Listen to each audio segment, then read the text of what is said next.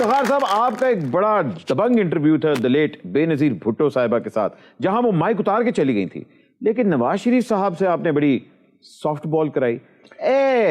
بے نظیر کے ساتھ بڑا ہارڈ انٹرویو اور وہاں آپ نے ٹیپ بال والی بال کراتی ہے. میں نے کسی سے بھی ٹیپ بال کی کوشش نہیں کی. میرا پروگرام جواب دے جو ہے اس کا ہر پروگرام جیسا بھی تھا اس کو میں اون کرتا ہوں، اور میں آپ سب لوگوں کو چیلنج کرتا ہوں کہ میرے سارے پروگرام دیکھ کے مجھے ثابت کریں کہ کہاں پہ میں نے انصاف نہیں کیا.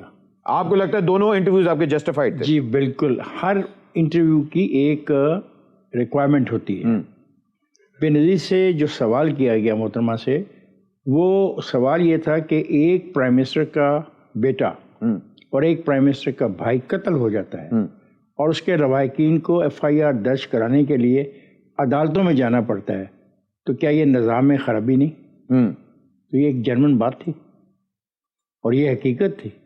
وہ ایموشنل اس لیے ہوگی، ان کا بھائی تھا اور انہوں نے محسوس کیا کہ یہ سوال ان سے نہیں کرنا چاہیے. ان کا رائٹ تھا نا. وہ چلی گئی، ہم نے وائنڈ اپ کر رہے تھے، ہم وہ تشریف واپس لائیں.